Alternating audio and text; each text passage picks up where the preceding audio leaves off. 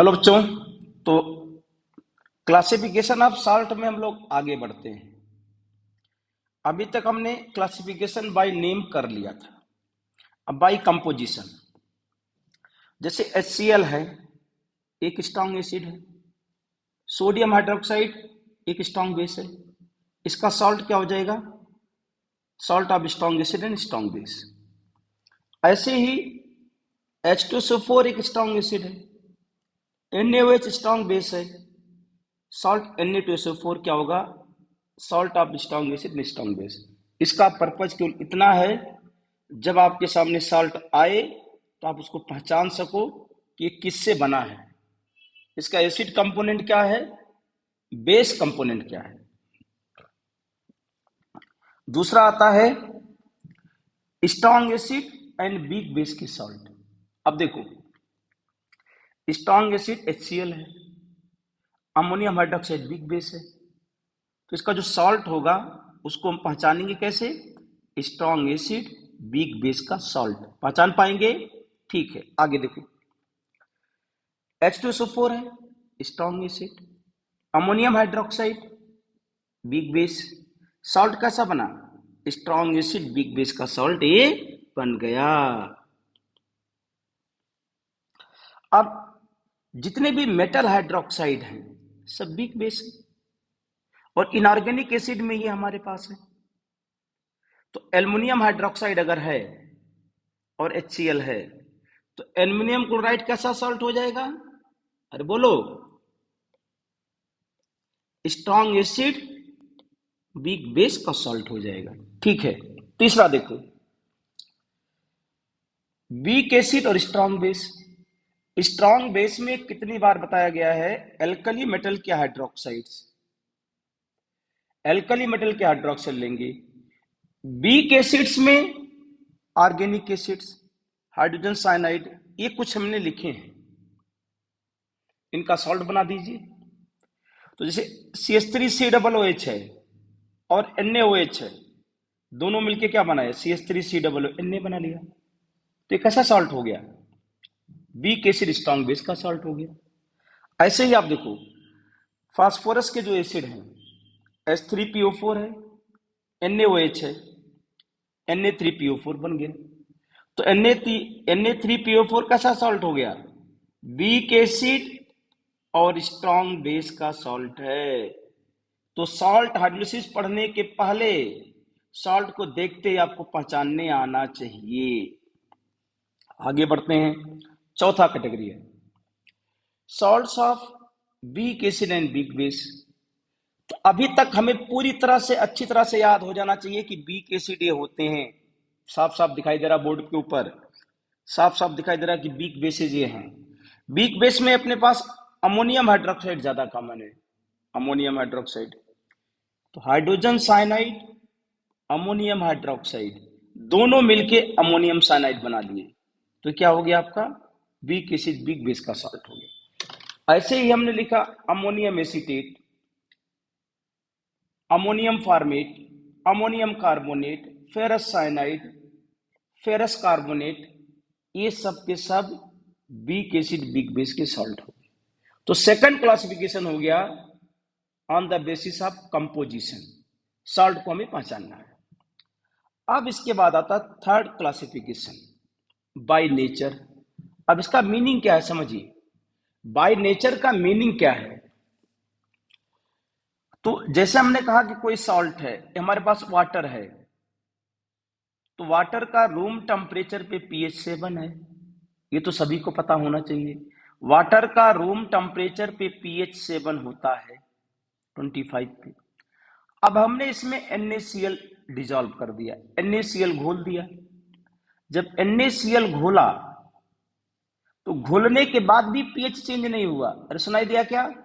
जब NaCl इसमें घोला तो pH चेंज नहीं हुआ, pH 7 का 7 ही रह गया। तो NaCl का कंपोजिशन पहचानो। NaCl strong acid strong base का सॉल्ट है। तो हमें क्या यहाँ पे मेमोराइज कर लेना है? जब हमें कोई क्वेश्चन सॉल्व करते हुए ऐसा दिखाई दे कि स्ट्रॉन्ग एसिड स्ट्रॉन्ग बेस का सॉल्ट है, उसका हमें pH देखना है, उसका नेचर क्या होगा, जल में घोलने से उसका नेचर एसिडिक है कि बेसिक है कि न्यूट्रल है। तो अगर स्ट्रॉन्ग एसिड स्ट्रॉन्ग बेस का सॉल्ट आपको दिखाई दे तो उसका नेचर क्या लिखना है, न्यूट्रल लिखना है। अभी इतना सीखो क्यों, इसका कारण बताएंगे। लेकिन जब हम कहते हैं कि सोडियम एसीटेट है, इसको वाटर में डिजोल्व किया, तो यह ऑब्जर्व किया जाता है कि जब सोडियम एसीटेट को वाटर में डिजोल्व करते हैं तो पीएच ग्रेटर देन 7 आ जाता है, मतलब सोल्यूशन बेसिक हो जाता है। अभी आपको क्या पॉइंट पकड़ना है कि कंपोजिशन को पकड़ना है। अगर ये सोडियम एसीटेट था तो इसका कंपोजिशन क्या पहचाना हमने, वीक एसिड और स्ट्रॉन्ग बेस। ये वीक एसिड स्ट्रॉन्ग बेस का सॉल्ट है। तो अब हम पहले याद करेंगे, पहले क्वेश्चन सॉल्व करने की तरफ बढ़ेंगे। अगर सॉल्ट में जो कंपोनेंट स्ट्रांग होगा वही नेचर आएगा। तो वीक एसिड स्ट्रांग बेस है तो नेचर बेसिक, मतलब पीएच ग्रेटर देन 7 लिख देना। और जब दोनों कंपोनेंट स्ट्रांग थे तो पीएच 7 लिख देना है। तो जब हम सॉल्ट को यहां पे देखेंगे, जैसे हमने यहां पे लिखा कि अगर हमारे पास एक्वस सॉल्यूशन ऑफ सॉल्ट दिया गया है, वीक एसिड और वीक बेस, अब इसका नेचर क्या होगा। नेचर का मतलब क्या, जब इसको जल में घोला गया, जब इसको पानी वाटर में डिसॉल्व कर दिया, तो वाटर में डिसॉल्व करने के बाद ये एसिडिक है, न्यूट्रल है कि एल्कलाइन है, वही नेचर कहलाता है। तो आपको आंसर कैसे करना है, पहले सॉल्ट को पहचानना है। अगर वीक एसिड वीक बेस का सॉल्ट है तो ऑलमोस्ट क्या होगा, न्यूट्रल, तो ये 7 के आसपास ही रहेगा इसका। दूसरा देखो, अगर सॉल्ट हमारे पास स्ट्रॉन्ग एसिड स्ट्रॉन्ग बेस का है तो भी क्या होगा, न्यूट्रल लिख देना है। अरे भाई समझ में आया क्या, अगर salt strong acid strong base का है तो पीएच 7 लिख के आगे बढ़ जाना, न्यूट्रल एक्वस सॉल्यूशन। इसी तरीके से अब देखो, हमने एसिड सॉल्ट पढ़े हैं। अब एसिड सॉल्ट अगर स्ट्रॉन्ग एसिड स्ट्रॉन्ग बेस का है तो नेचर एसिडिक, मतलब जल में डिसॉल्व करने से पीएच लेस देन 7 आएगा। अब क्वेश्चन आप कैसे करोगे, 4 सॉल्ट दिए गए हैं और उसमें स्ट्रॉन्ग एसिड स्ट्रॉन्ग बेस का सॉल्ट है और एसिडिक सॉल्ट है, एसिड सॉल्ट है, तो नेचर भी क्या हो जाएगा, एसिडिक हो जाएगा।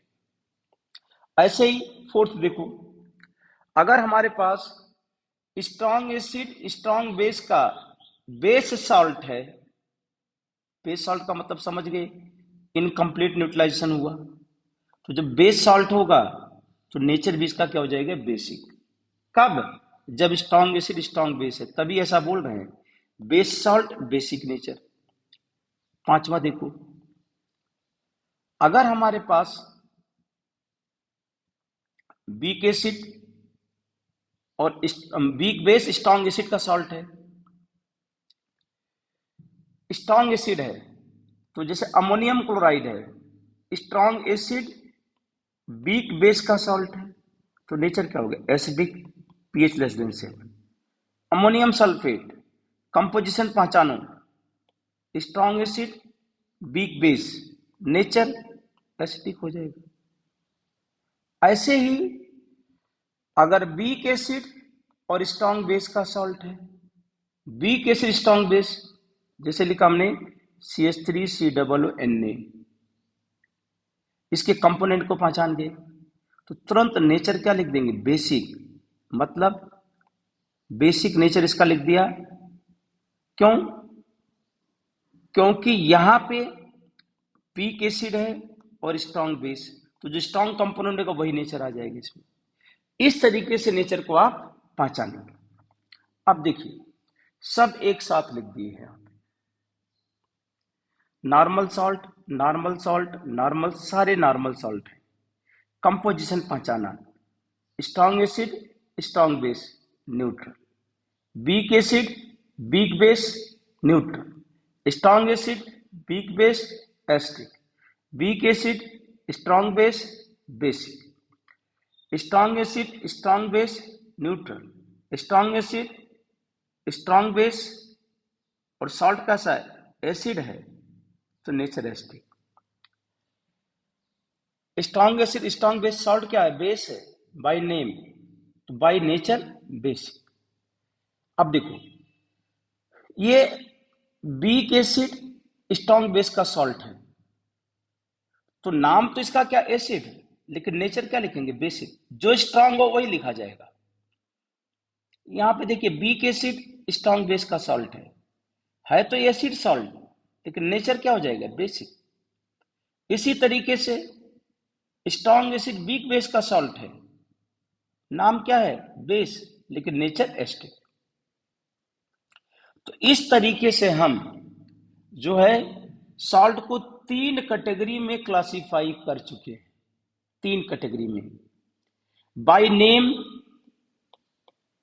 बाय कंपोजिशन और बाय नेचर।